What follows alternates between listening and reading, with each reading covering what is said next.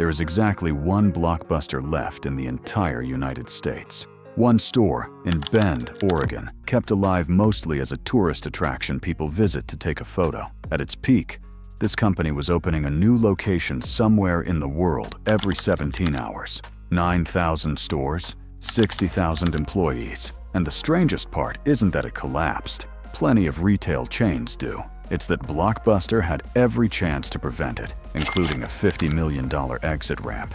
It flat out laughed off. By the end of this, you'll understand why the company most people blame for Blockbuster's death isn't actually the reason it died, and why the real killer was a financial trap Blockbuster built for itself years before that company even existed. Blockbuster opened its doors in 1985 and, within a decade, had turned video rental into a fixture of American life. Thousands of stores across the world, dominating home entertainment completely.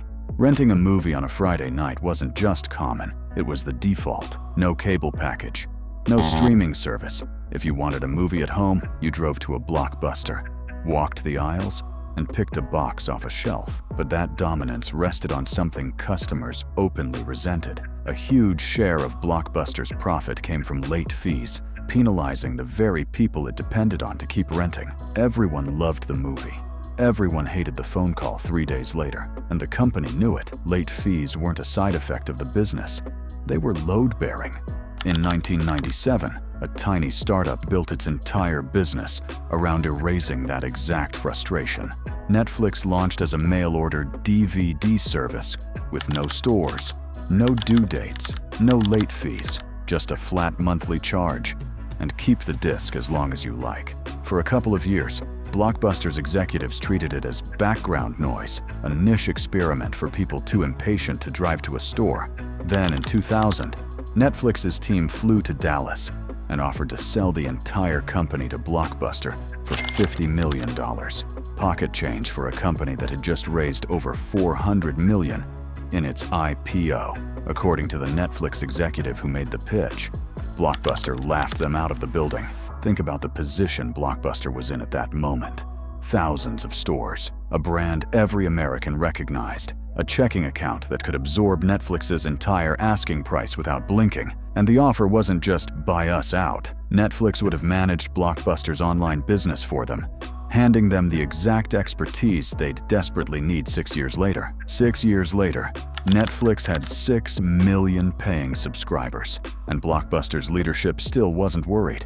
In 2008, Blockbuster's CEO told the press he was confused by the fascination everyone had with Netflix, insisting there was nothing it offered that Blockbuster couldn't already do itself. It's the kind of quote that only sounds foolish in hindsight. At the time, Blockbuster still dominated on revenue, still had far more customers walking through its doors than Netflix had subscribers. 18 months after he said that, Blockbuster filed for bankruptcy. Here's the part that trips people up. Blockbuster didn't just sit there and let it happen.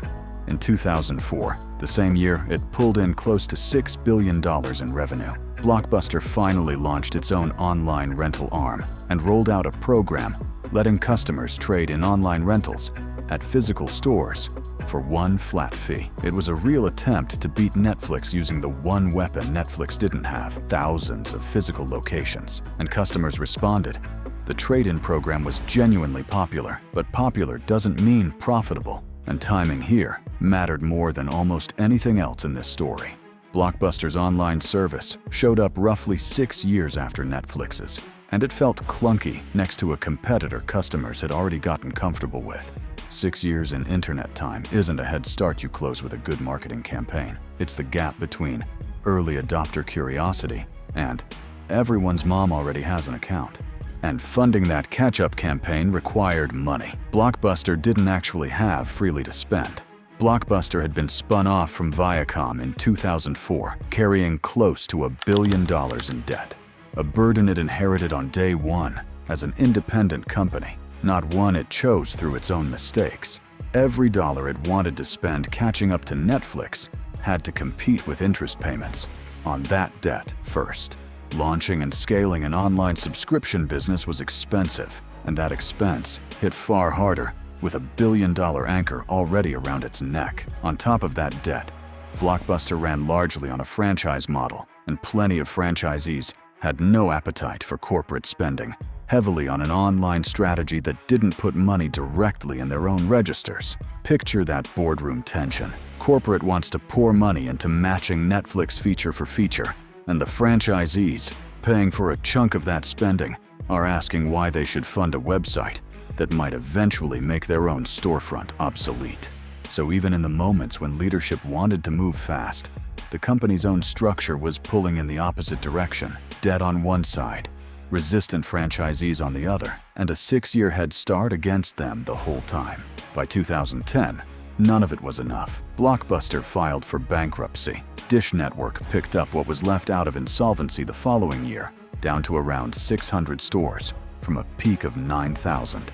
Today, that number is 1, a single store. Still standing in Oregon, mostly as a curiosity people visit specifically because it's the last of its kind. Netflix, the company Blockbuster wouldn't spend $50 million to own, is worth tens of billions today. Built in large part on the exact online infrastructure Blockbuster spent its final decade scrambling to copy. The lesson people usually take from this is adapt or die, but that's too easy, and it lets Blockbuster off the hook. They did try to adapt. What actually killed them was that their own past success, the stores, the franchise deals, the debt from being spun off as a giant, became the exact weight stopping them from moving fast enough once adapting actually mattered. Being big enough to buy your biggest threat for pocket change and choosing not to is one thing. Still failing to catch up 6 years later with all that money and all that brand recognition is the part that should actually worry every company watching this.